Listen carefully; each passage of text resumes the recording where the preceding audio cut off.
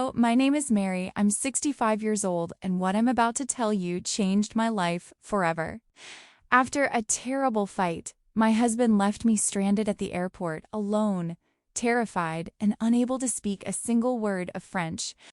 I remember standing there, surrounded by people who didn't even glance my way, trying not to cry as panic began to take over. Then, out of nowhere, a young woman in a wheelchair rolled toward me. She looked straight into my eyes and whispered, "Pretend to be my grandmother. My driver is coming. Your husband will regret abandoning you." I don't know why, but something in her voice made me trust her completely. And just 1 hour later, everything I thought I knew about my life, about love, betrayal, and courage would start to unravel in ways I could never have imagined. But before we continue, take a moment to subscribe to the channel and tell me in the comments where you're watching from. I love reading your messages and learning where you are in the world. Now, let's go back to the beginning. I stood frozen at Charles de Gaulle Airport, my suitcase resting against my trembling leg as Paul's back disappeared into the crowd. The hum of voices around me felt distant, as though the world itself had turned down its volume just for me to hear the echo of his last words. "Figure it out yourself, Mary. I'm tired of your paranoia." Paranoia. That's what he called it. As if my heart's instincts, sharpened by 40 years of marriage, were nothing but delusions. The automatic doors opened and closed in steady rhythm, exhaling waves of cold air from the Paris winter. I wanted to run after him, to shout his name, but pride, thin and fraying as it was, held me still. He didn't turn back once. I could still see his navy coat, the one I'd bought him for our anniversary, swallowed by the tide of travelers until he became no one, going nowhere, leaving me behind like forgotten luggage. I didn't speak French. I didn't have an international phone plan. The irony was cruel. Paul had promised to handle all the logistics. Now, at 65, I stood utterly alone, surrounded by strangers who moved with purpose while I could barely breathe. My hands trembled as I gripped the handle of my suitcase. The lights above flickered, sharp and cold, making my tears shimmer like glass. I wandered toward a bench near the arrivals gate, pretending I had somewhere to be. The announcements over the loudspeakers blurred together, boarding, departing, delayed, all meaningless syllables against the storm inside me. Then, through the blur of motion and noise, I heard a faint, rhythmic sound, the soft whir of wheels on tile. I turned and saw a young woman in a wheelchair moving toward me. She had chestnut hair pulled into a loose bun, her eyes alive with something that startled me, urgency and compassion woven together. "Excuse me, ma'am," she whispered, her French accent gentle. "I know this sounds crazy, but could you pretend to be my grandmother for a moment?" I blinked at her, stunned. "Your grandmother?" "Yes, my driver is coming. Please, just go along with it." Then she lowered her voice, her eyes flickering toward the direction Paul had vanished, and I saw what happened. "He shouldn't have left you like that. Your husband will regret abandoning you, I promise." Something in her expression broke through my shock. It wasn't pity, it was recognition.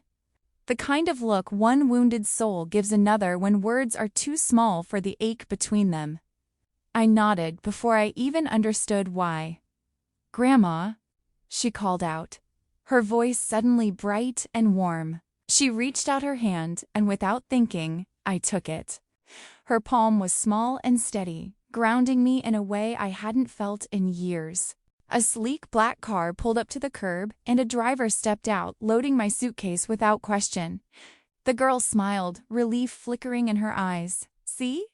Perfect," she murmured. We drove through the gray Parisian streets in silence at first.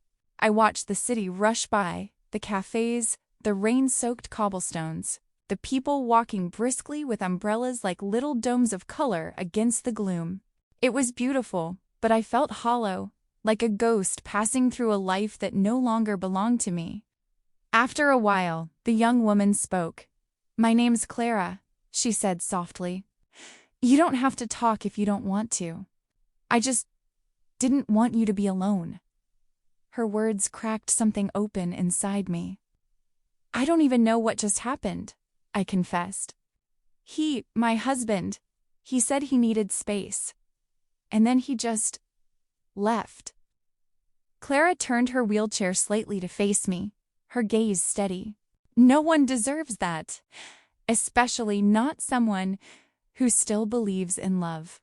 I wanted to tell her she was mistaken, that love was an illusion for the young and foolish. But when I looked at her, I saw her frail hands, the faint lines of pain around her mouth, and I realized she probably knew more about loss than most people my age. An hour later, we arrived at her apartment in the heart of Paris. The building was old and elegant, with tall windows that caught the soft light of dusk. Inside, everything was serene, warm wooden floors, the scent of jasmine tea, shelves filled with books and photographs.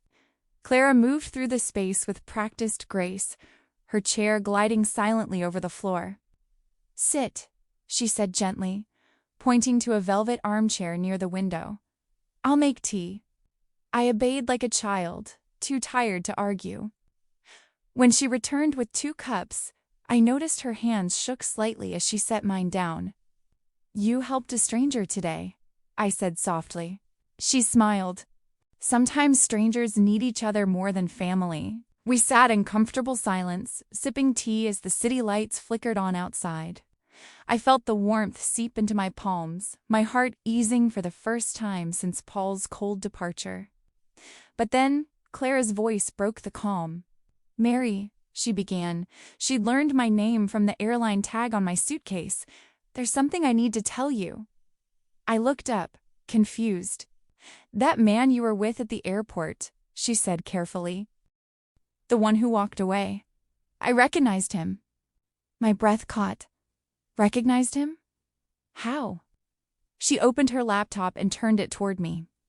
On the screen was a news article, something about a real estate investment scheme under federal investigation. "My brother is a lawyer," she explained. "He prosecutes financial crimes. The man with your husband, he's one of his clients. Under investigation for fraud." Stared at the photo. Paul and Linda, his assistant, stood side by side at a conference, smiling like partners in something far deeper than business. It felt as if the air had been sucked from the room. "Fraud?" I whispered. "That can't be." But even as I said it, a part of me knew it could. Clara's eyes softened. Sometimes the people closest to us are the ones we least expect to betray us. I pressed a trembling hand to my chest. I trusted him completely. "Trust isn't foolish," she said gently. "Betrayal is." Her words sank deep, anchoring somewhere painful and new inside me.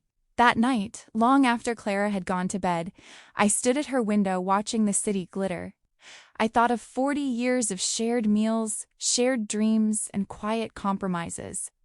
I thought of every time I'd silenced my doubts to keep the peace. And for the first time, I allowed myself to whisper the truth aloud. He left me because I finally saw him. The words tasted like freedom and grief all at once. Somewhere in the distance, a clock struck midnight. Paris was asleep, but my heart was wide awake.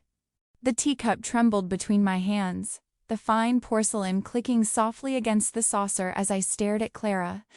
Her expression was careful, almost too calm, as if she were handling something fragile. Me, or perhaps the truth itself. "What do you mean, fraud investigation?" My voice came out brittle, a whisper breaking under its own weight. Clara didn't answer right away. Instead, she turned her laptop toward me, her fingers moving quickly, purposefully.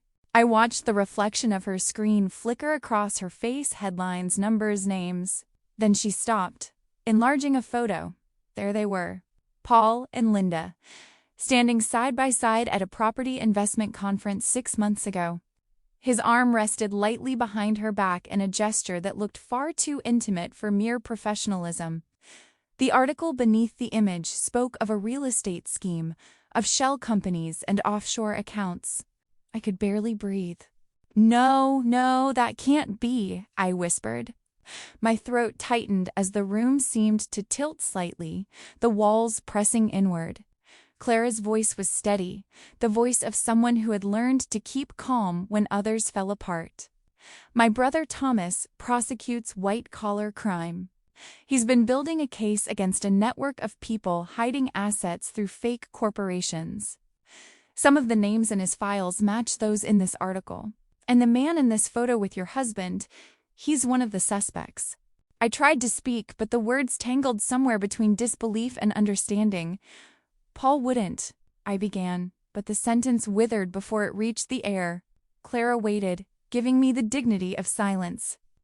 I remembered the papers Paul had made me sign a few months ago, just to simplify our finances, he'd said, his tone so patient, so reasonable. I hadn't even read the fine print. I'd trusted him completely, as I always had. Now that trust felt like a wound. I trusted him completely, I said softly, and the confession sounded foolish even to my own ears. Clara reached across the table, her hand finding mine. Her skin was cool, but her grip was firm. Trust isn't foolish, she said quietly. Betrayal is. The truth of it hit me like a slow, deep ache that spread through my chest. I nodded, tears slipping silently down my cheeks. The next 2 days blurred together into a haze of numbers, screens, and questions. Clara moved beside me like a quiet anchor, guiding me through things I'd never imagined needing to learn. She showed me how to log into our joint accounts online, how to trace transactions, how to read digital statements that now felt like confessions. I stared at the screen, my pulse pounding in my ears. Thousands, no, tens of thousands of dollars had been moved into accounts I didn't recognize. Some had familiar bank logos, but the destinations were strange, the names hidden behind codes and abbreviations. Each line felt like another betrayal, another secret Paul had carried out in the shadows while smiling across the dinner table. He used my name, I whispered, scrolling through the transfers. Look, these accounts are joint. He used my name. Clara frowned. He wanted legitimacy. If investigators looked into it, it would seem like you were involved too. A cold shiver crawled up my spine. I leaned back in the chair, pressing a hand to my chest. Oh God, Clara, if he's caught, if this comes out, you could be implicated, she finished for me. I nodded weakly. My heart felt as if it had aged years in the space of minutes. I didn't even know what I was signing. I thought I was helping him. Clara's voice sharpened, gentle but decisive. Then we'll make sure the truth comes out. But we can't do this alone. We need to call my brother. I hesitated. The idea of involving a stranger, alone a lawyer, felt terrifying. For 40 years, Paul had been my safety, my certainty, and now he was the danger. But something in Clara's eyes steadied me. It was the same compassion that had saved me in the airport, the look of someone who refused to let another person drown. All right, I whispered. Call him.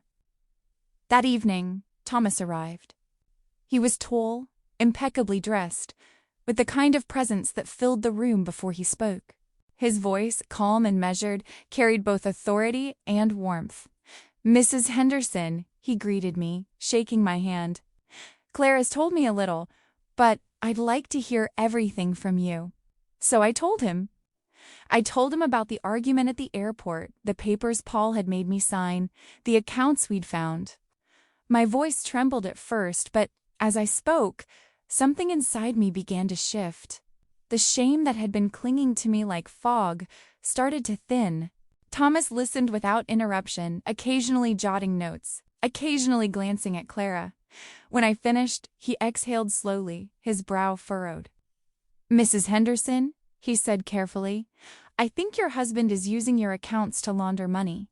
And if you sign those documents, even without understanding them, I could be implicated, I finished. Thomas met my eyes, his expression solemn but not unkind. Yes, but don't panic. We still have options. We need to act fast and carefully. For the first time in days, I felt something close to resolve stirring inside me. It wasn't anger, Not yet, but the faint, steady pulse of self-preservation. What do we do? I asked. Thomas leaned forward, lowering his voice. I have an idea, but it'll require patience and courage. You'll need to let him think you're unaware. Keep acting normal. We'll build the case quietly. Normal. The word felt foreign, almost laughable. Nothing about my life was normal anymore.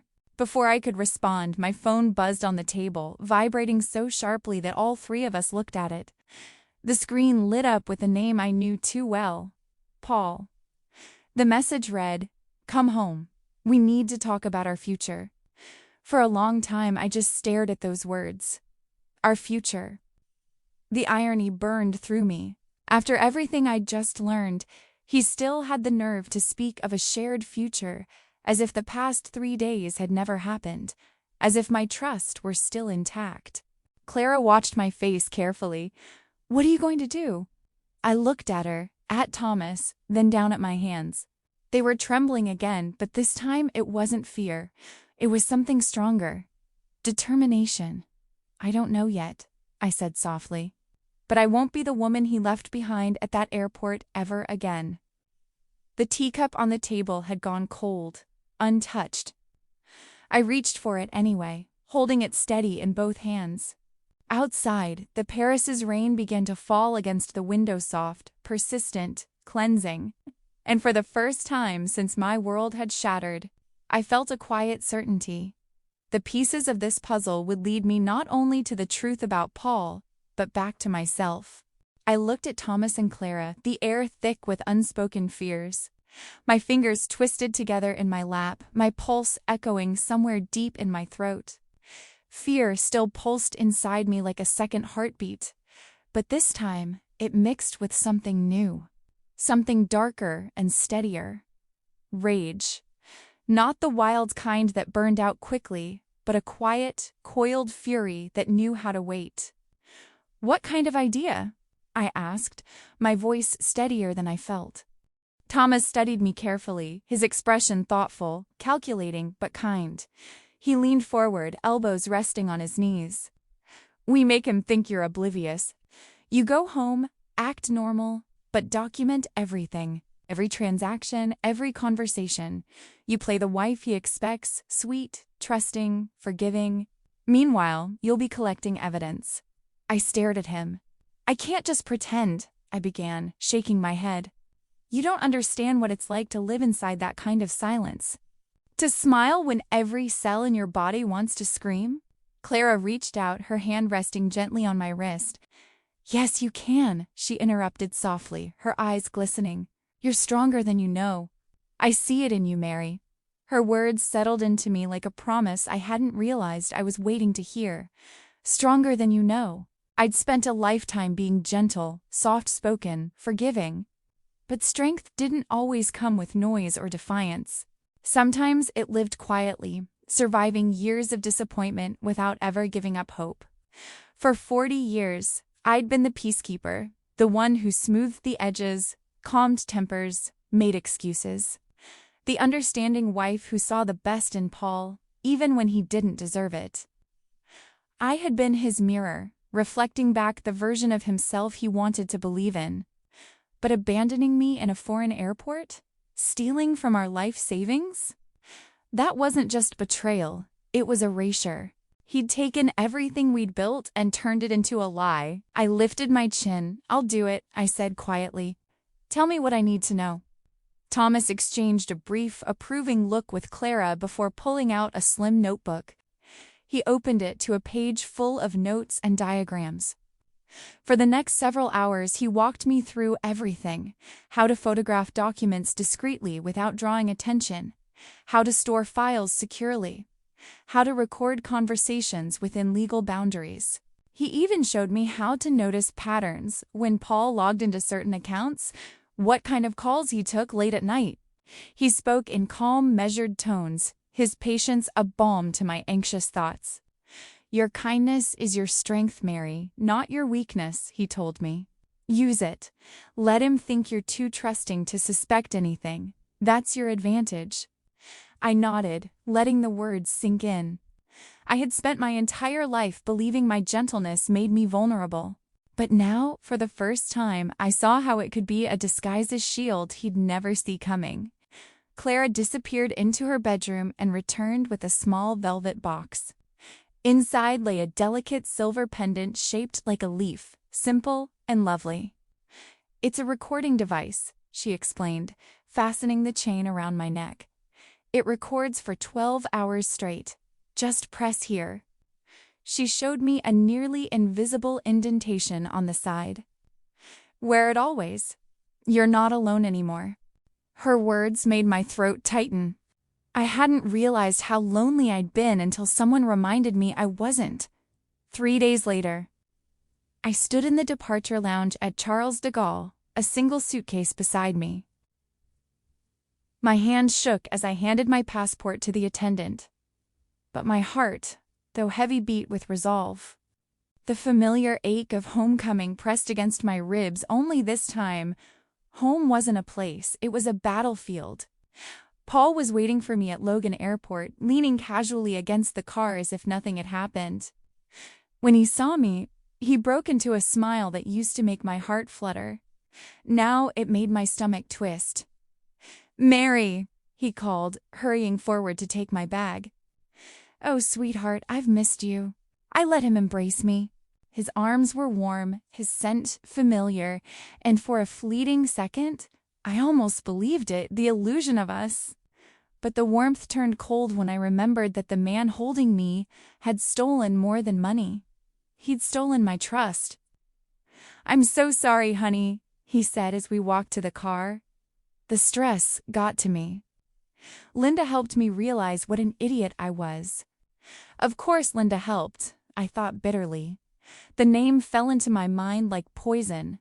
I smiled, though my heart clenched so tightly it hurt. "I forgive you," I said sweetly, my voice calm, my tone practiced. I was the perfect wife again, the perfect lie. Paul exhaled, visibly relieved.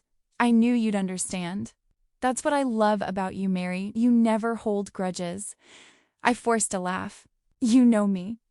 He didn't notice how long I watched him as we drove home.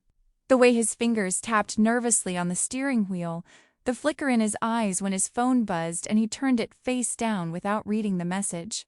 Every small gesture became a clue.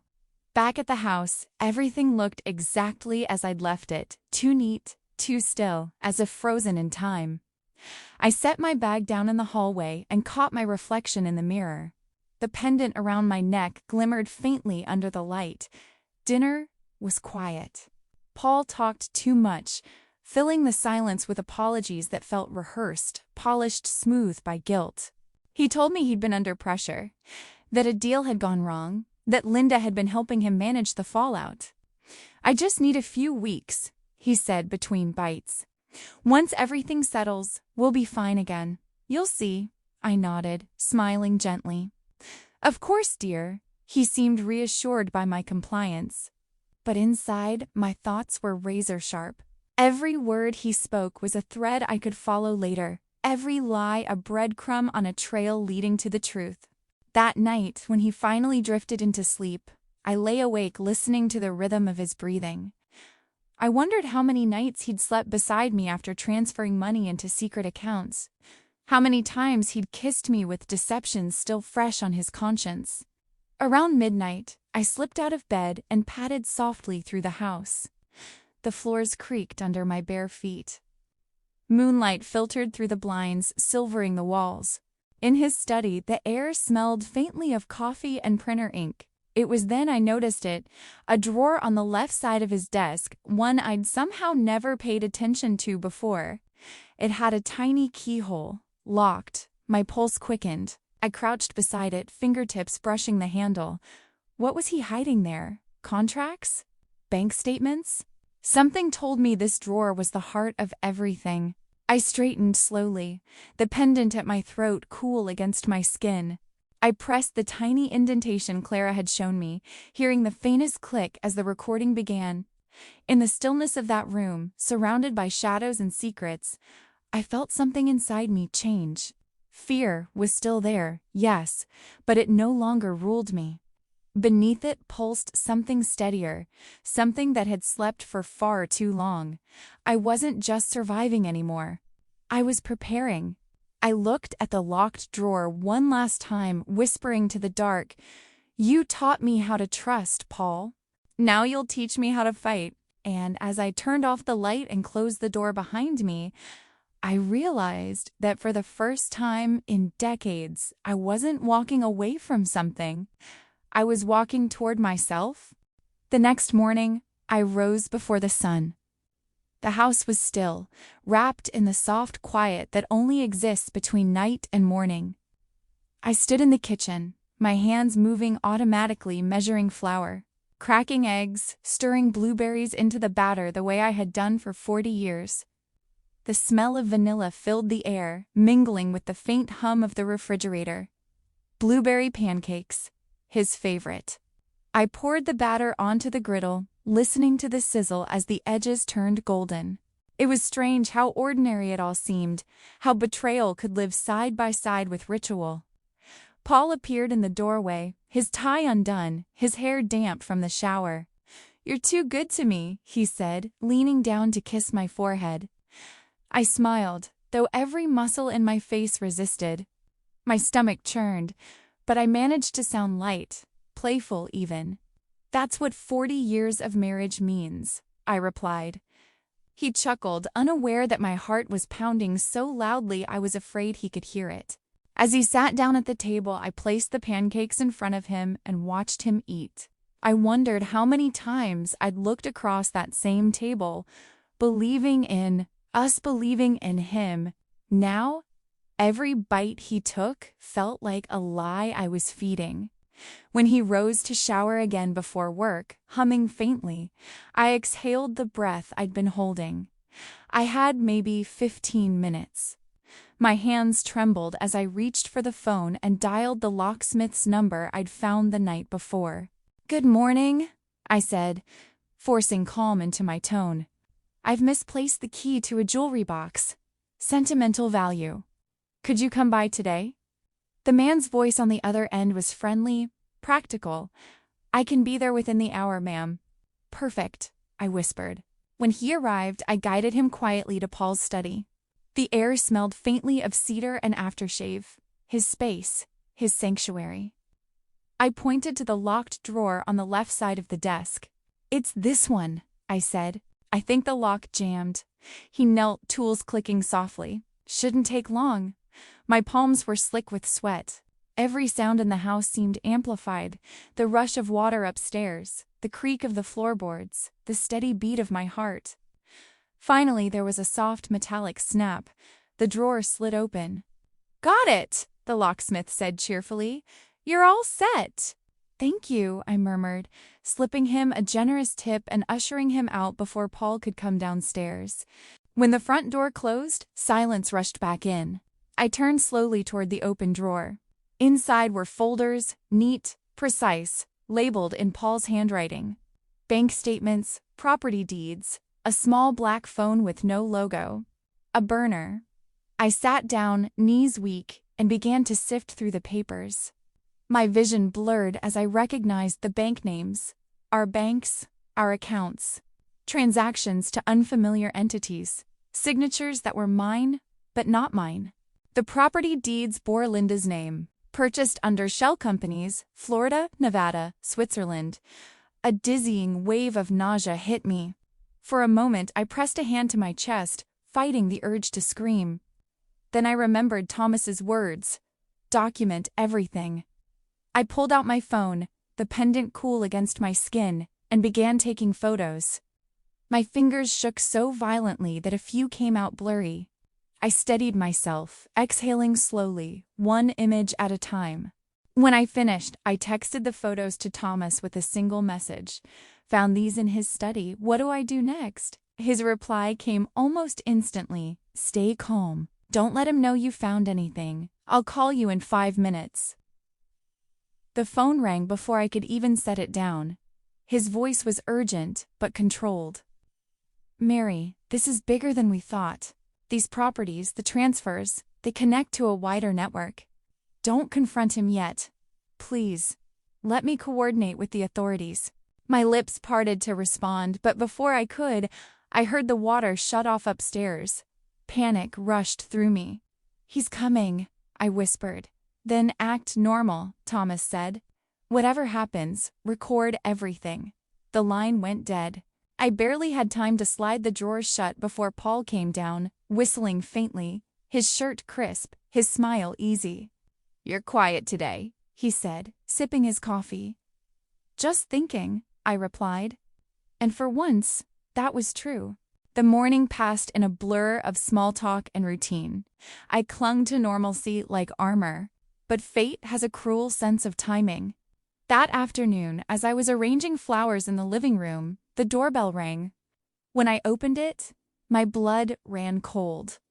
Linda. Her smile was bright, practiced, and hollow.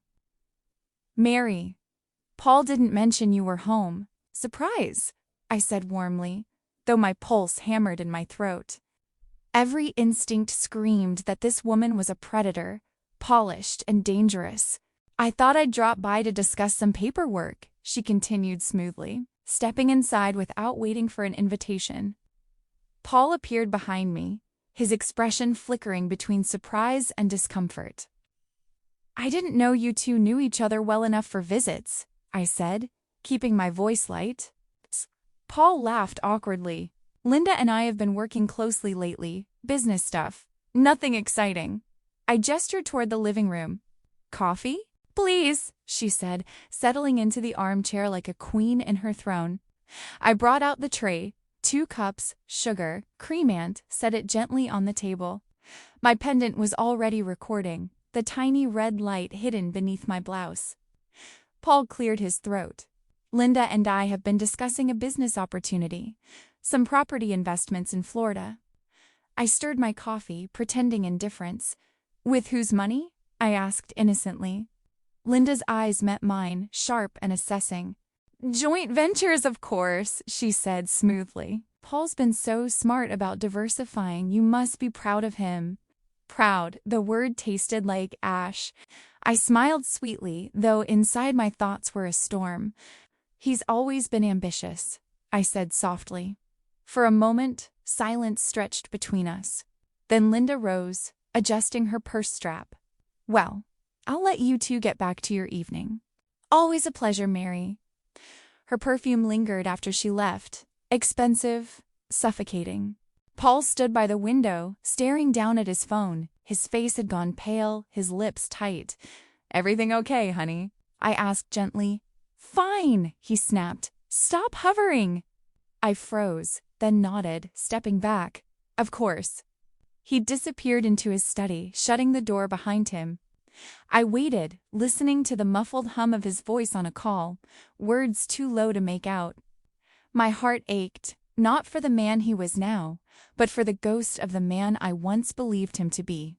That night, as I sat on the edge of the bed, the phone buzzed on the nightstand. It was Thomas. "Mary," he said quietly, "we found something else." The weight in his voice told me before his words did. "What is it?" I asked, my throat dry. There was a pause. "Paul's been planning to divorce you and hide assets for over a year.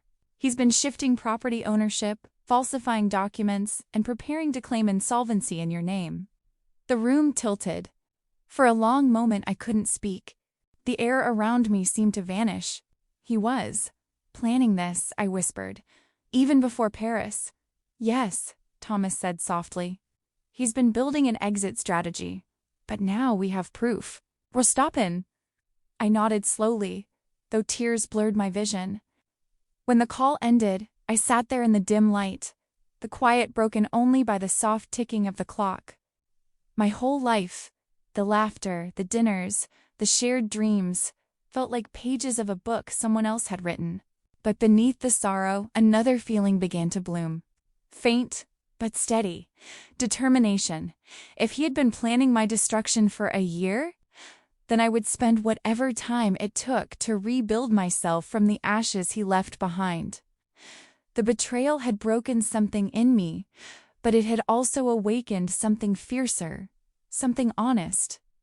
And though I wept until my chest ached, By the time dawn touched the window, I made myself a silent promise. I would no longer be his victim. I would be the author of my own ending. The call with Clara and Thomas had started like any other and update. A briefing, a quiet moment of solidarity, but the moment Thomas spoke, the air left my body. His voice was steady, almost too steady, the way someone speaks when they're trying not to make things worse. A year? My voice cracked before I could stop it. He's been planning this for a year? Clara's soft voice came through the screen, calm but weighted with compassion. Mary. Thomas nodded grimly. The paperwork is dated. Transfers, shell accounts, trust revisions. It's all there. He was waiting until everything was moved and hidden. For a moment, I couldn't breathe. My vision blurred, tears falling freely down my face, as if the dam inside me had finally given way. I had thought I'd already cried enough to empty my soul, but grief, real betrayal, has a way of digging deeper.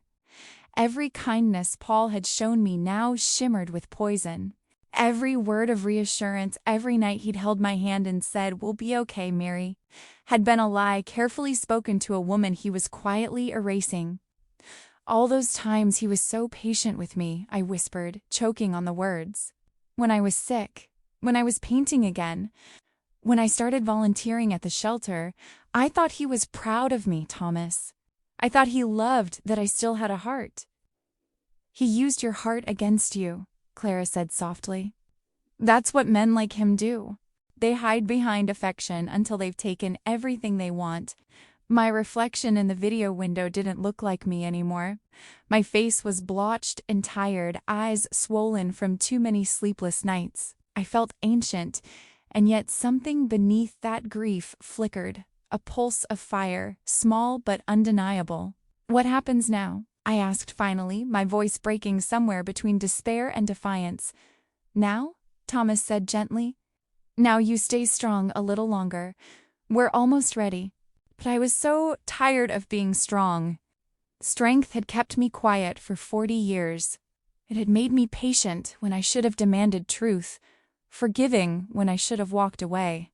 I didn't want to be composed anymore. I wanted to scream, to destroy the mask Paul had built for both of us. I was 65, betrayed, furious, and somehow still alive. The next morning, Paul came into the kitchen humming, cheerful as if nothing in our world had splintered. He wore the navy sweater I'd knitted him last Christmas, the one that still smelled faintly of cedar from the drawer. "We've got Margaret's birthday this weekend," he said, reaching for the coffee. "Your mother's party? We're still going?" "Of course," he said smoothly, flashing the smile that used to undo me. Family is everything. The irony was so thick it almost made me laugh. I watched him sip his coffee, the same hands that had once trembled when he'd proposed to me now steady and indifferent. He glanced at me briefly, assessing, perhaps wondering if I suspected anything. I met his gaze evenly. "Of course," I said, "family is everything." That week, I became someone else entirely. While he went to his office, I scoured drawers, copied files, recorded every dismissive comment, every snide remark about my forgetfulness. I photographed emails where he and Linda discussed handling Mary and transitioning assets. Each discovery sliced deeper, yet each cut also cauterized something inside me. I began to understand that survival wasn't about avoiding pain, it was about walking through it, naming it, and deciding it would no longer define you. By Friday night, Clara called to say she'd arranged for someone from their firm to be at the party in case anything happened. "Just keep breathing," she told me. "Wear the pendant. You're doing beautifully. Beautifully." The word seemed absurd, yet when I slipped on the blue dress Clara had insisted I buy a shade between midnight and sapphire, I felt solid. The fabric hugged me like a secret I was finally ready to share. My reflection startled me. My shoulders were still strong. My hair, streaked with silver, shimmered under the soft light. I looked like a woman who had walked through hell and come back with fire in her eyes. Paul noticed too. "You look beautiful, Mary," he said quietly, almost startled. There was no deceit in that moment, only surprise, maybe even fear. "Thank you," I said. And for the first time in years, I didn't feel small beside him. The country club was elegant, filled with laughter and crystal chandeliers that reflected like frozen stars. I'd helped plan it months ago, back when I still believed in family as something sacred.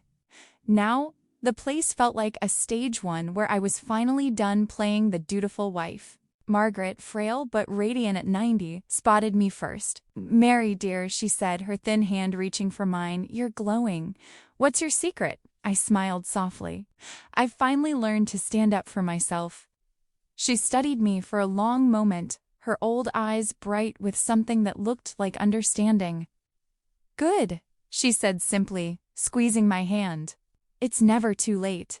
Those words, simple as they were, slid into my chest like an anchor. Dinner passed in a blur of polite laughter, wine glasses clinking, speeches made. Paul moved through the crowd effortlessly, charming everyone as always. When he stood to give his toast to family, loyalty, and love, I felt my breath hitch. The hypocrisy of it might have crushed me once. Now it only studied my resolve. Clara's voice echoed in my memory. "You're stronger than you know." I raised my glass, smiling like a woman perfectly at peace. But my heart was drumming. Because just then, across the crowded room, something strange caught my eye. A man stood near the back dark suit, discreet posture, pretending to blend in.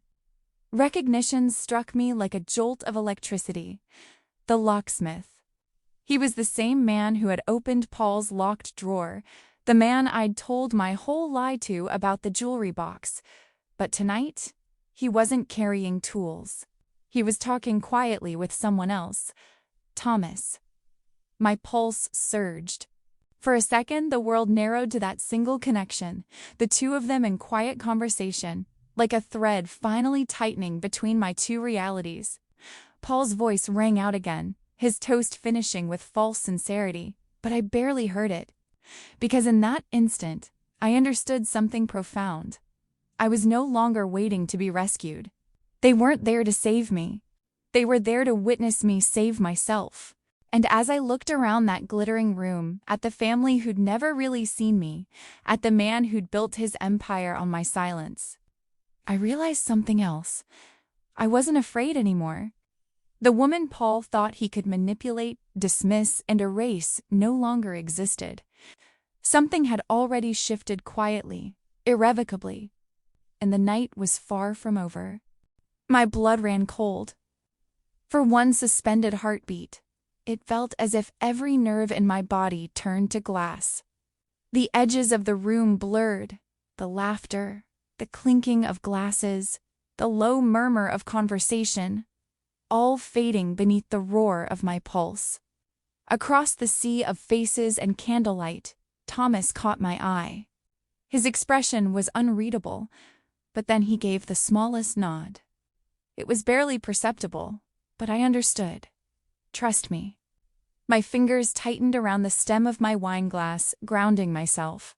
The man I'd known as the locksmith, the one who'd silently opened the drawer that cracked open Paul's deceit, was standing beside him now, no longer a quiet tradesman, but someone different.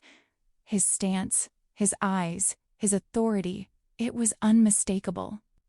The locksmith wasn't a locksmith at all. He was an FBI agent, Agent Rodriguez.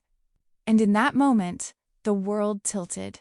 Thomas walked toward me through the crowd, Rodriguez just behind him, both men cutting through the soft hum of conversation like a storm rolling through sunlight.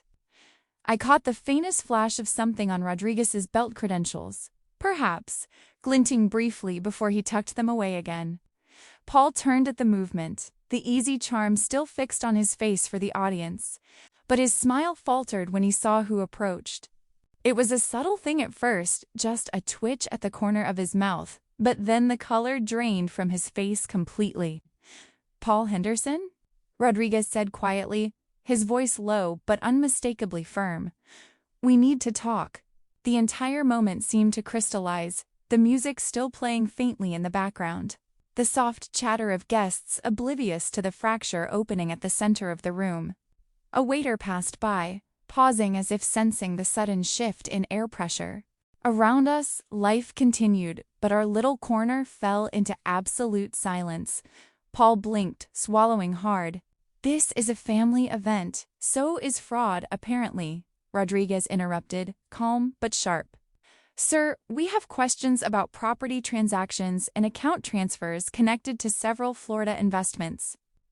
A ripple went through the nearby tables. A few heads turned. My chest tightened, not from fear, but from the sheer weight of the truth finally breaking open. Before Paul could reply, Linda appeared, her perfume announcing her before her voice did. She swept across the room, face pale beneath her practiced poise. "Paul," she hissed, gripping his arm. "Don't say anything without a lawyer." Thomas stepped forward, his tone cutting through the tension like a blade dipped in ice. "I am a lawyer," he said smoothly, his badge now visible to those close enough to see. "Federal prosecutor, actually. And Mrs. Henderson," he nodded toward me, "has been cooperating with our investigation." For a moment, no one moved. Then Paul turned to me, his eyes wide, his jaw trembling just slightly, caught somewhere between disbelief and fury. "Mary?" His voice cracked, raw and unguarded. "What? What have you done?" I looked at him, really looked. At the man who'd shared my mornings, my bed, my secrets. At the man I'd built my life around like a cathedral of trust, and who had quietly dismantled it stone by stone. "You left me in Paris, Paul," I said, my voice steady and clear, carrying further than I intended. Heads turned. Whispers began. "You left me alone and terrified. You stole from me. You planned to abandon me after 40 years of marriage." A gasp rippled through the room. Margaret, his mother, had risen slowly from her chair, her hands trembling against her cane.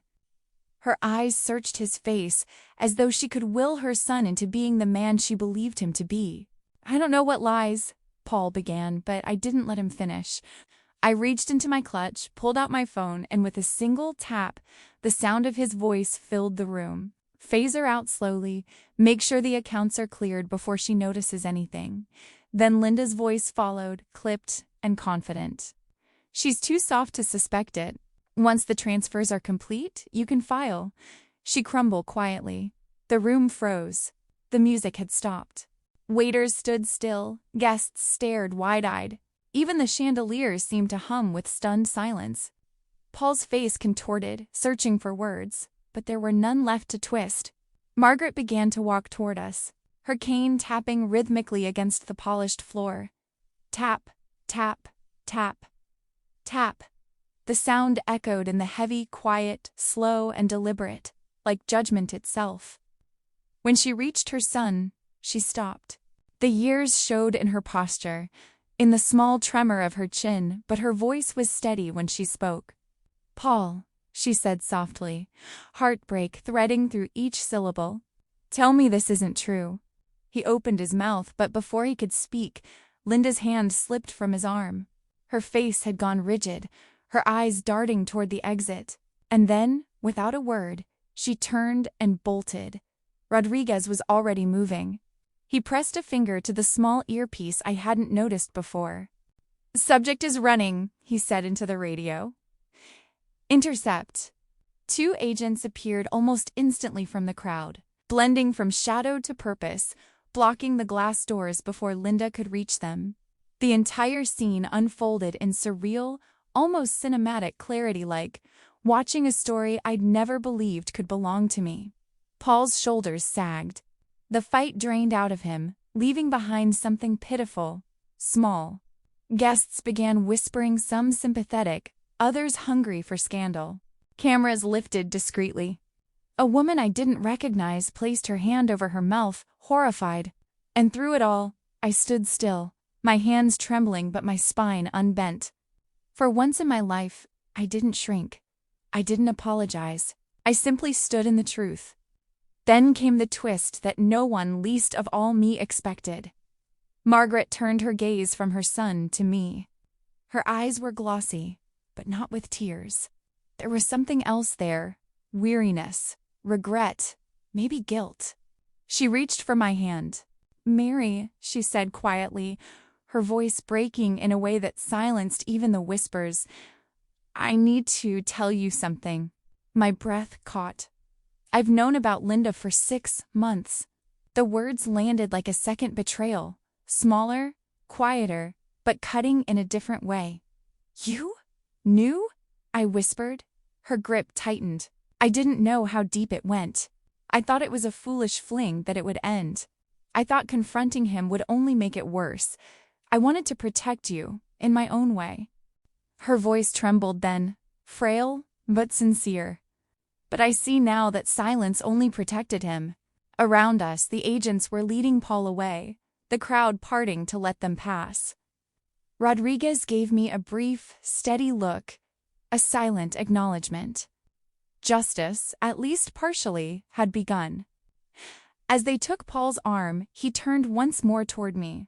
His lips moved as if to speak, but I couldn't bear to hear another lie. I turned away. Margaret squeezed my hand again. "You were right to fight back," she whispered. "You saved yourself." For the first time in years, I allowed myself to truly exhale. The air left my lungs slowly, like releasing a lifetime of held breath. My body felt weightless, my soul raw but free. The chandeliers glimmered softly overhead, their light refracting across the room like tiny stars. And somewhere beneath the ache, beneath the wreckage of betrayal, something inside me began to shift, something fierce, something forgiving, something new. It wasn't triumph, I felt. Not really, it was reclamation. After 40 years of love, illusion, and loss, I finally understood that strength doesn't always roar. It sometimes whispers. You survived. And I had. The room seemed to tilt, the floor rolling beneath me like the deck of a ship in storm. My vision blurred for a moment, and I could barely form the words as I looked at Margaret. "You knew?" I whispered. My voice sounded far away, even to myself. Margaret's eyes filled with tears, her hand trembling as she reached toward me. "I saw them together," she said softly, "at a restaurant in Back Bay. I confronted Paul afterward, and he told me." Her voice broke, the confession heavy and halting. "He told me you'd become difficult, that you were paranoid, that you needed rest. And then," she swallowed hard, "he said Linda was just helping him manage things because you were losing your memory." For a second, I couldn't breathe. Then the words burst out of me, sharp and raw. "That's a lie!" It echoed through the hall, startling even me. Several guests turned to look, but I didn't care. Something inside me, something buried and bruised, snapped open. Years of silence, of swallowing hurt, of being polite in the face of cruelty, all came undone in a single cry. "I know that now," Margaret said quickly, gripping my hands between hers. Her palms were small and warm, trembling. "But I'm ashamed to say I believed my son. I thought maybe age was catching up to you, that perhaps you were imagining things." Her voice cracked at the end, and I saw in her eyes the unbearable weight of regret. The cruelty of it hit me all at once.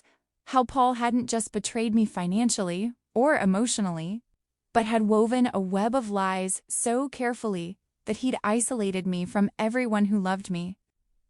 He had painted me as unstable, fragile, someone to be pitied instead of trusted.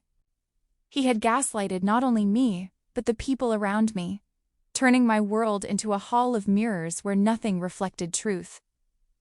"How did you realize the truth?" I asked, barely able to keep my voice steady. Margaret smiled sadly, tears slipping down her cheeks. "You planned this entire party, dear, every detail. Every guest list, every flower arrangement, every menu item. A woman losing her memory couldn't orchestrate something so complex." Her voice grew softer, trembling with pride. "And today, Seeing you stand so tall, so clear, so full of resolve, I knew my son was the liar." Her words pierced something deep within me. For the first time in a long while, I felt seen, not as a victim, but as a woman reclaiming her ground. Across the room, Paul had sunk into a chair. His hands covered his face, his posture crumpled. His arrogance had drained away, leaving behind a hollow shell of confusion and despair.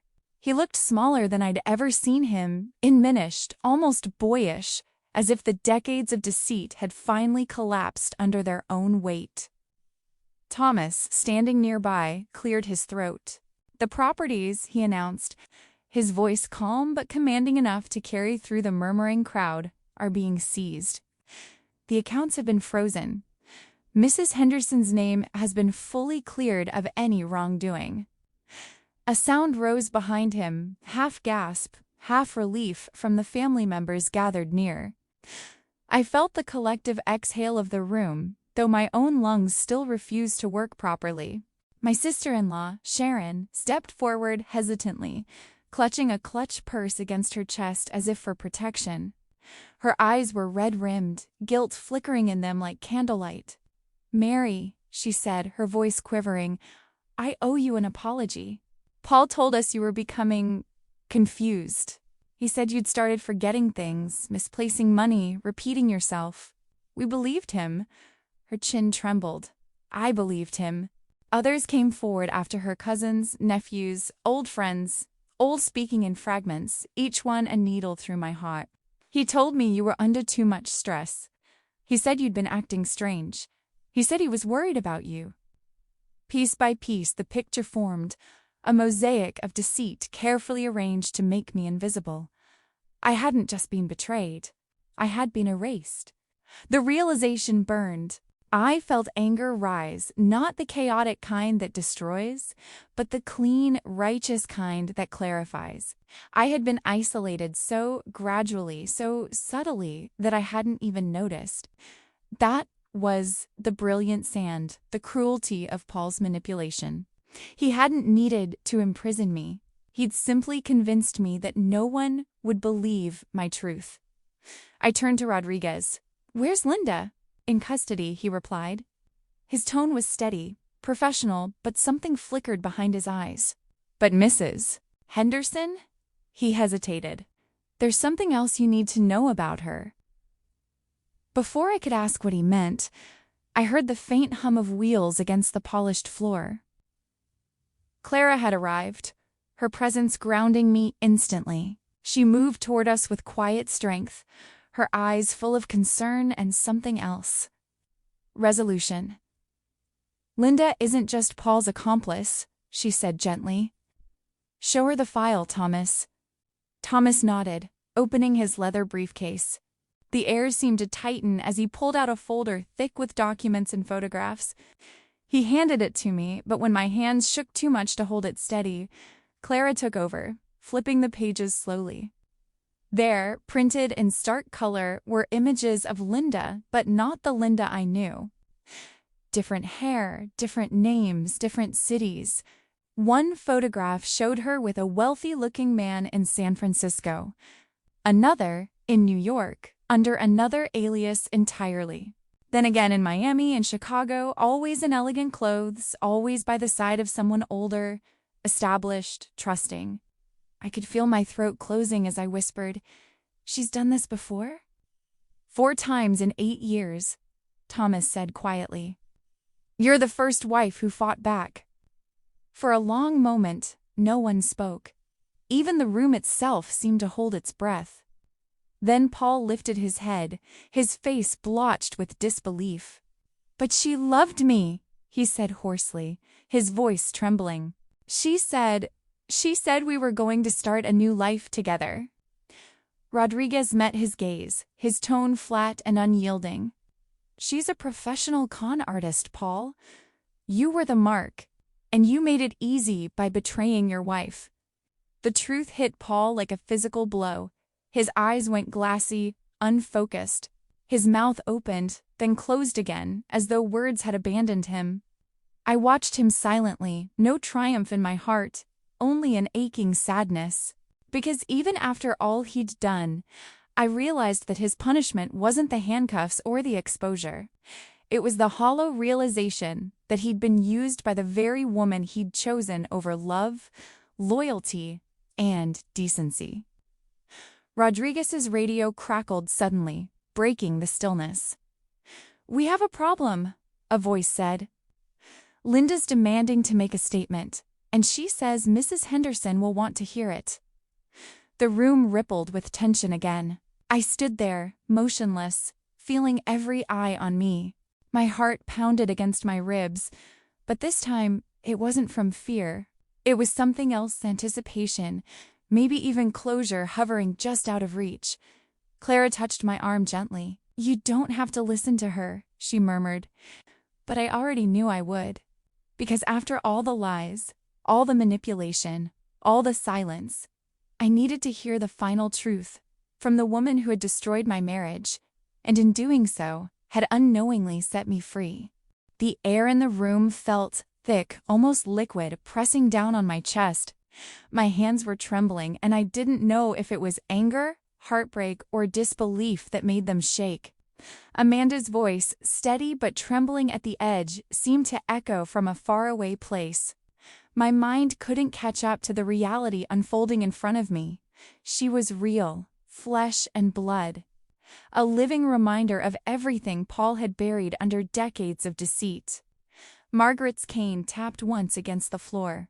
"Amanda," she said softly, her voice carrying both sorrow and a trembling restraint. "You shouldn't have to witness this." Amanda turned toward her, chin raised but eyes shining with pain. "I've witnessed it all my life. The secrecy, the shame, the lies. He told me he'd leave her someday, that he'd make it right. I waited. I stopped waiting when I realized he never would." Paul's lips parted as if to speak, but no words came.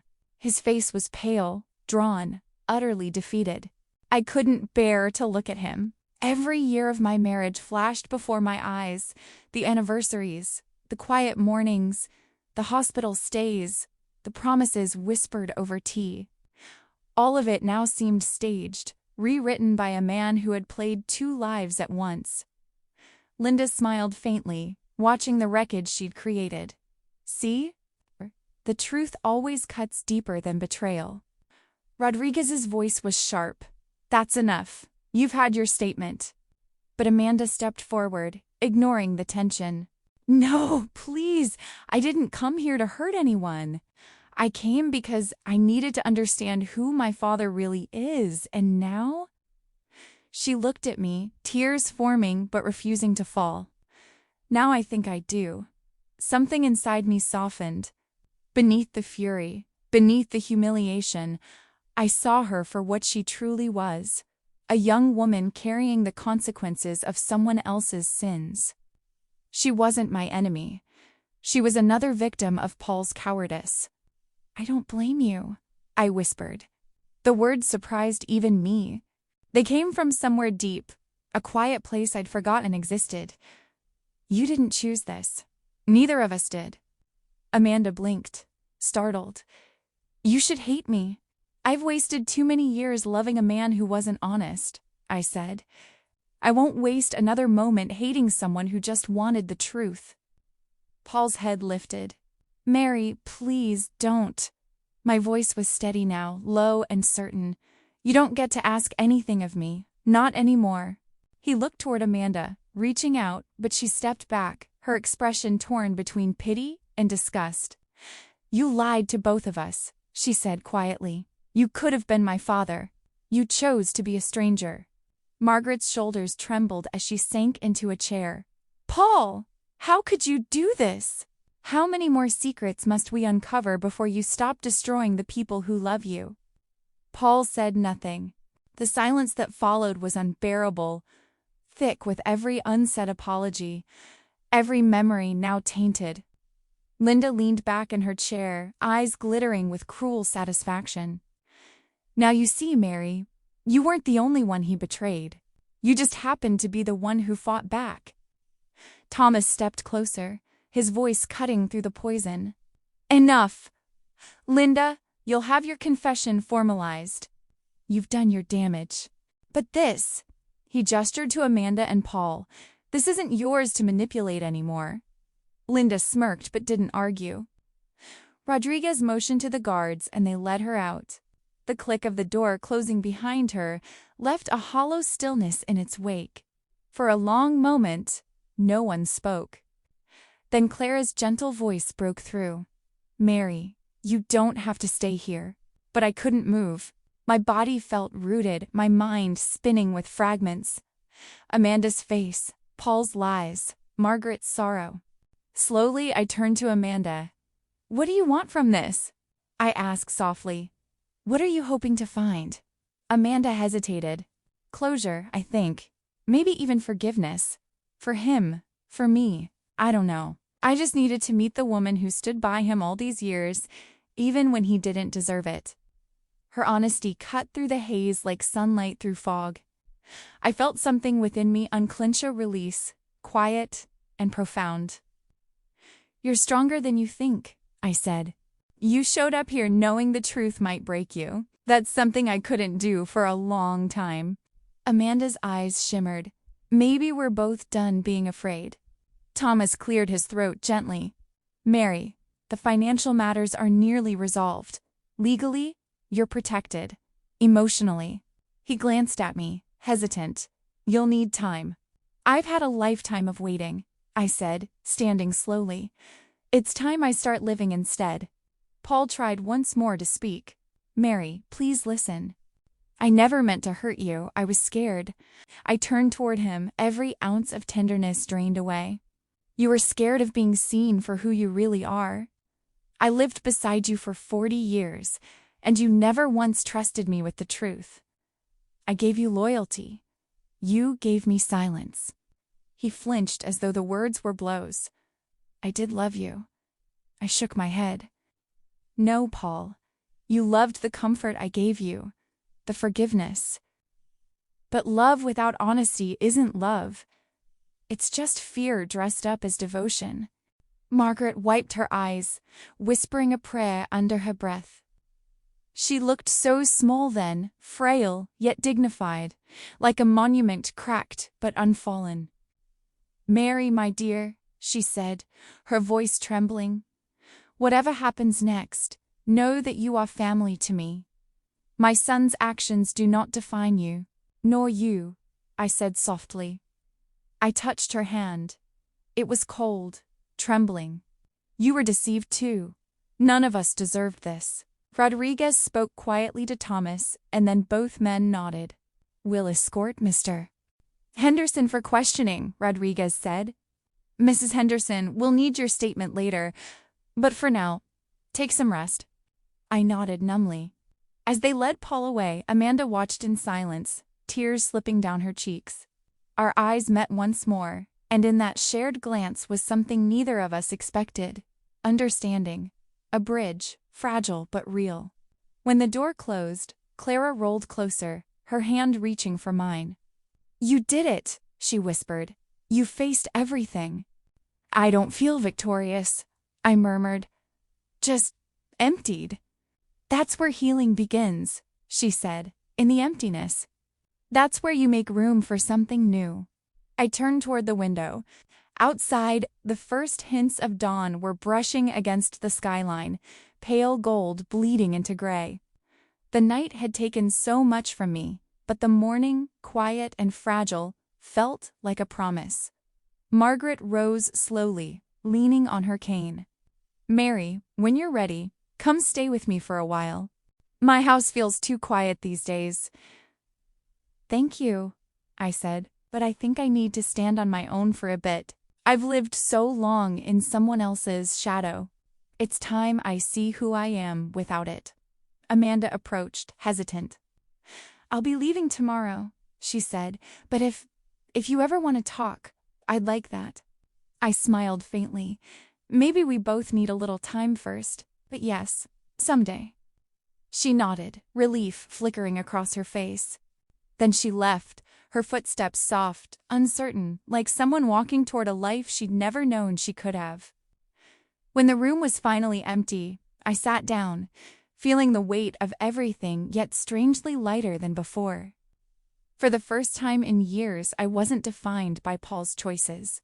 I wasn't a victim or a wife left behind. I was simply Mary, heartbroken, yes, but free. And as the light poured fully into the room, I whispered to myself, I survived the truth.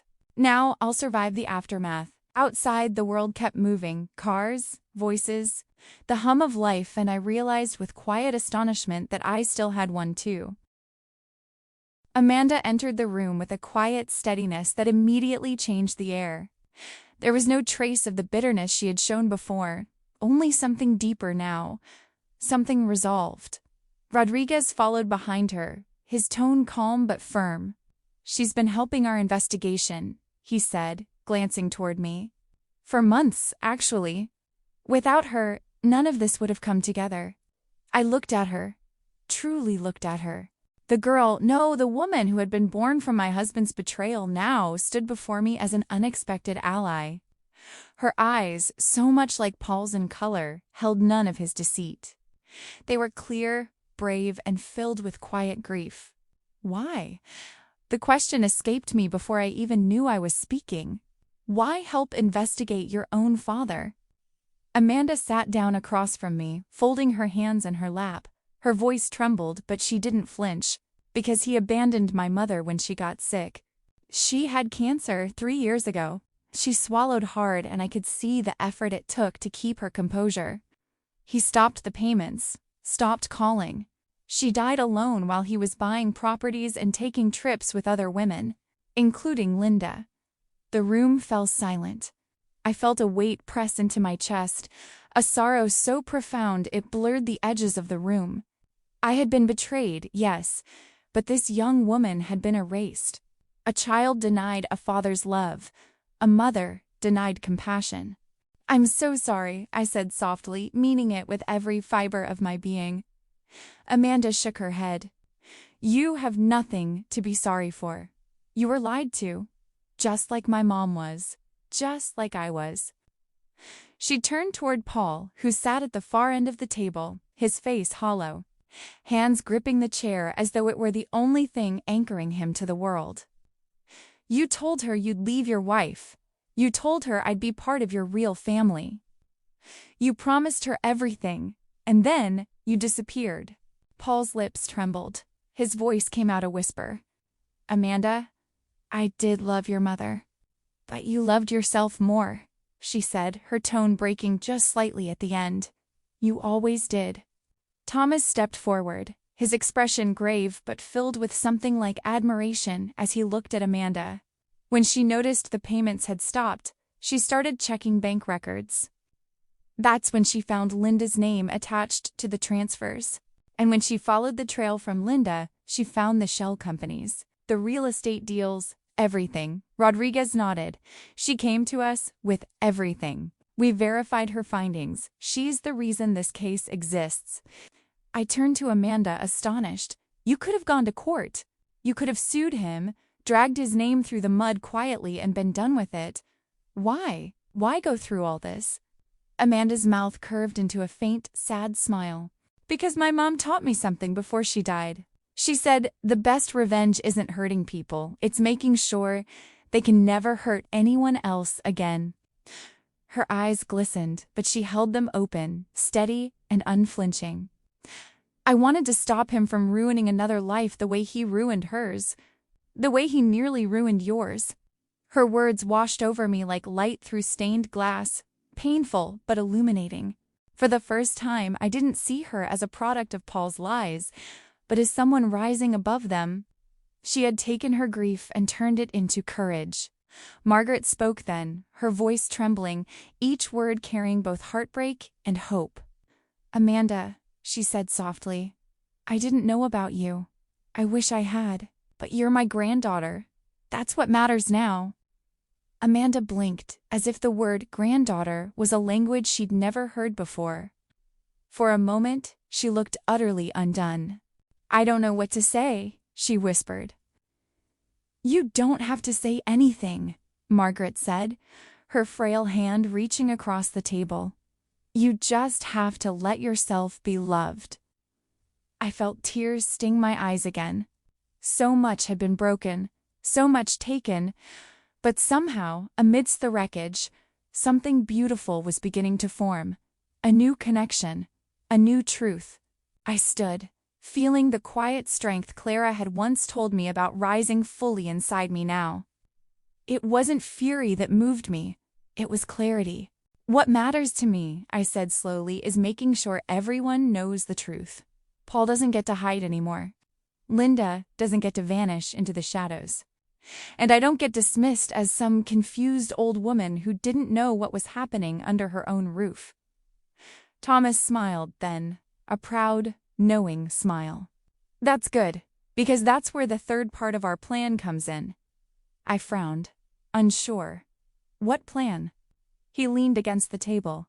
You told me you wanted the truth to be seen, that you didn't want to whisper your story, you wanted to speak it. Well, I happen to know a producer at CBS Boston. They're running a series on financial crimes and elder fraud. If you're ready, we can make your story public. My heart fluttered, part exhilaration. Television? Television? Yes, Thomas said gently. The camera can be powerful, Mary.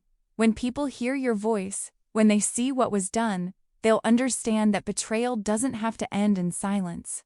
Rodriguez nodded in agreement, and it'll help others. You'd be surprised how many people out there are living through the same kind of quiet abuse, too afraid to speak. Clara's smile was small, but luminous. You can turn your pain into something that matters. That's what healing really is. I exhaled slowly, feeling the tremor of possibility move through me. For years, my voice had been stifled by politeness, fear, or the quiet conditioning that taught me to keep the peace no matter the cost. But not anymore. 2 hours later, I stood beneath the cold lights of a CBS Boston studio. The air smelled faintly of coffee and metal, the hum of cameras filling the background. My reflection stared back from a black monitor, a woman with silver threads in her hair, lines around her eyes that told stories of endurance rather than age. I hardly recognized her, yet she felt more like me than anyone I had ever been. Thomas adjusted my microphone while Rodriguez spoke quietly with the producer. Clara and Margaret sat nearby, watching with quiet pride. Amanda stood a few feet away, her hands clasped in front of her, her expression steady but emotional. She caught my gaze and nodded once, as if to say, "We're in this together now." And then, just as the crew prepared to roll, just as I was about to sit and finally tell the truth, the producer's assistant hurried over, whispering something into Thomas's ear. His face changed instantly. Surprised, then disbelief. "What is it?" I asked, my stomach tightening. Thomas looked at me, hesitant. "There's someone here who says she needs to speak with you before we start." "Who?" He glanced toward the studio doors as they opened.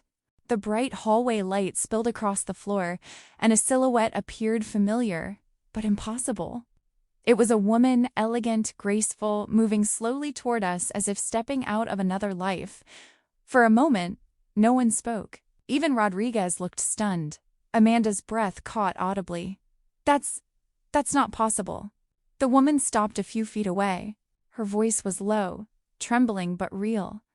"Amanda," she said softly. "It's me." Amanda took a step back, tears filling her eyes. "Mom?" And just like that, the ground shifted again. What I thought was the end of my story, the moment I'd finally stand in the light, was, once again, just the beginning of another revelation waiting to unfold. The studio lights were bright, almost blinding, yet I didn't flinch. For the first time in years, their glare didn't make me want to hide. It made me feel seen. I wore the same blue dress from Margaret's party, the one that had once symbolized quiet defiance, but now felt like armor. Around my neck hung Clara's pendant, its tiny silver gleam resting above my heart.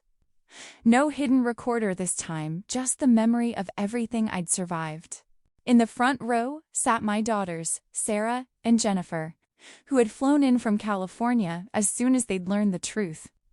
Their faces, so different, yet so alike reflected the complicated pride and love only children of a mother reborn can show.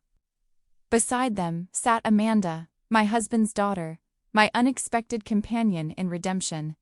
We'd all been wounded by the same man, yet here we were, choosing to sit together instead of apart. The interviewer, Patricia Chun, took her place across from me. I had watched her countless times on television, always admiring her empathy wrapped in steel. She was known for her hard-hitting reports on elder abuse, especially cases involving manipulation and fraud. I had never imagined I would be one of her stories. "Mrs. Henderson," Patricia began, her voice both warm and precise, "thank you for being here. Tell us what happened." I took a deep breath, letting it fill the space where fear used to live. Then, with the quiet steadiness of a woman who has nothing left to lose, I told the truth. All of it. I told her about Paris, the airport, the confusion, the cold emptiness of realizing my husband had vanished without a word. I spoke of Clara's compassion, that first spark of humanity that began to thaw the numbness. I recounted the fraud, the gaslighting, the countless little lies that erode a soul until it doubts itself completely. I spoke of the secret daughter Amanda and how betrayal had transformed into connection. And I told her about Linda, the woman who had orchestrated so many cons, whose charm was only rivaled by her cruelty. But I didn't let the story end in darkness. I spoke of Clara's kindness, of Thomas's unwavering commitment to justice, of Amanda's courage in turning pain into purpose, and of Margaret's eventual repentance and love. "What I want people to know," I said, looking directly into the camera lens, "is that being kind doesn't mean being weak. Trusting people doesn't make you foolish. And when someone betrays that trust, even after 40 years, you have every right to fight back. You have the right to reclaim your life." Patricia leaned forward slightly, her expression softening. "What would you say to other women in similar situations?" I smiled faintly. "That you're stronger than you think. That asking for help isn't weakness, it's wisdom. And that sometimes the family you choose is far more loyal than the one you're born into." Behind the cameras, Clara stood with her hands clasped, tears streaming freely down her cheeks. When our eyes met, she nodded once, silently telling me I had done it. I had spoken the truth not as a victim, but as a survivor. When the interview aired 2 nights later, my phone didn't stop buzzing. Messages poured in from across the country, women who had been swindled, manipulated, or silenced. Some shared their own stories of betrayal. Others simply said, "Thank you for giving them courage." Lawyers offered to volunteer their services. Nonprofits fighting financial elder abuse reached out to collaborate. What began as my personal reckoning had become a collective awakening. Meanwhile, justice was moving forward. Paul had been charged with multiple counts of fraud, conspiracy, and coercion. Linda faced extradition to 3 different states for her prior scams. Neither of them could charm or lie their way out this time. The evidence was overwhelming, and the world was watching. But the real victory wasn't legal. It came quietly 2 weeks later, when Margaret revised her will. She divided everything equally between my daughters and Amanda. When Sarah and Jennifer learned the news, they didn't hesitate. They welcomed Amanda with open arms. "Dad's failure isn't her fault," Jennifer said firmly one afternoon as we sat around my kitchen table. "If anything, it's proof that family isn't about blood. It's about who stands beside you when the truth comes out." I had filed for divorce, and Thomas made sure every penny that had been taken from me was returned with interest. The house, that monument to both love and deceit, went on the market. I couldn't bear to stay there. Its walls whispered too many lies. Instead, I found a sunlit condo near Boston Harbor, close to Clara's brother's office. It was small, modern, and filled with light, a space meant not for memories, but for beginnings. Clara and I had become true friends. We spoke every week, sometimes about the case, but more often about life, art, and healing. "You saved my life," I told her once during a video call. tears brimming. "No," she said softly, smiling. "I just gave you a ride. You saved yourself." 6 months later, I stood behind a podium in Washington, D.C., addressing Congress during a hearing on financial elder abuse. The nameplate before me read, "Mary Henderson, Advocate, Second Chances Foundation," because that was what we had built, Manda, Clara, and IA Foundation, dedicated to helping women rebuild after betrayal. Women who had been manipulated into silence, stripped of dignity, or left with nothing but shame. "My name is Mary Henderson," I began, my voice steady, my heart full. "I'm 65 years old, and I'm here to tell you that it's never too late to be brave." As I spoke, I saw my daughters in the gallery, their eyes glistening with pride. Margaret was there too, wrapped in a pale shawl, her fragile hands clasped as if in prayer. And in the front row sat a young woman in a wheelchair, a stranger, who had once offered me a hand in an airport when I was lost and trembling. I smiled at her, feeling every thread of fate weave together. When the session ended, Amanda came to me, her arms trembling as she pulled me into a hug. "Your husband may have been my biological father," she whispered, "but you're teaching me what real family means." That night, we celebrated with dinner at a small restaurant overlooking the river. Clara, Thomas, Amanda, and my daughters sat around the table, laughter filling the air. I raised my glass, feeling something luminous bloom inside me. "To strangers who become family," I said softly. "To justice, and to knowing your worth, no matter how long it takes." They raised their glasses with mine, and for the first time in my life, I felt completely free. Paul had tried to erase me, to abandon me, to make me invisible. But in the end, he had freed me instead, freed me to discover strength I never knew I had. As we left the restaurant, the city lights shimmered on the water like fragments of old pain turning into beauty. Somewhere, far away, maybe even back in Paris, I imagined a woman in a wheelchair smiling because the grandmother she once pretended to save had truly saved herself. And now, to every woman listening to this story, whether you've been betrayed, dismissed, or made to doubt your worth, remember this: it's never too late to begin again.